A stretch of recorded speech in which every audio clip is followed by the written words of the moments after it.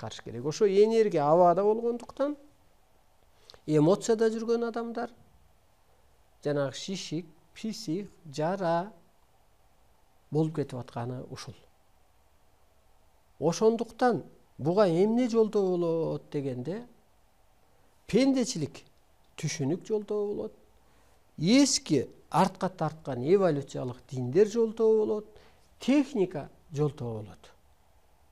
Ошо биздин какшап атканыбыз сыйынбай, сырдашып сыйкыр касиетти иштет.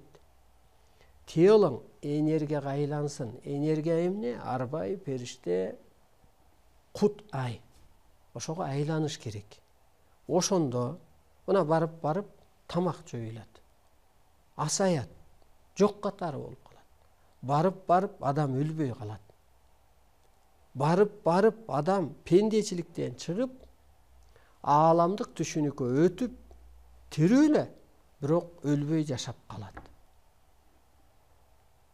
Же болбосо жаныбыз мурун асманга кетчү, тело өлчү, таныбыз.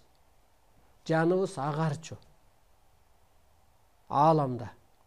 Анысы кандай? Ошо өсчү, же мындай өйдөлөчү деп айтсак болот.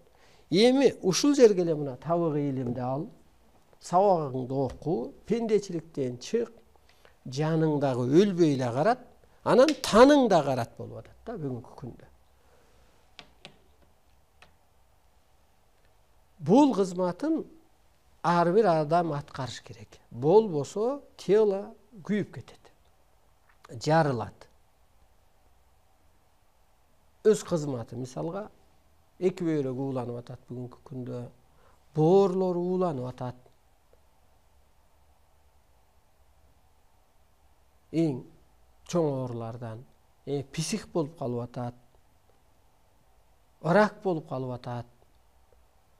Караңыз мына ошондуктан улуулукка өтүш керек. Же болбосо жөн эле мынтип айтканда башатта адам жаралганда жаратуучу болуп жаралган. Табият бейиш болгон.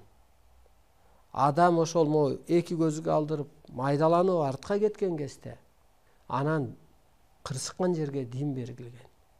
Байлык, бийлик деген түшүнүктөр пайда болгон. Ошол дин ак жол, ыйман, сыйын деген түшүнүктөрдү адамдын башына азап дүйүп салды. Байлык, бийлик ошентип отуруп адамдын жашасай, анан бою кыскарган деп берилет ааламдан. Эми кайра башатка кайт депчи. Келиңиздер мындай ойлонуп көрөлү. Чын-чынына келгенде мейли байлык күт.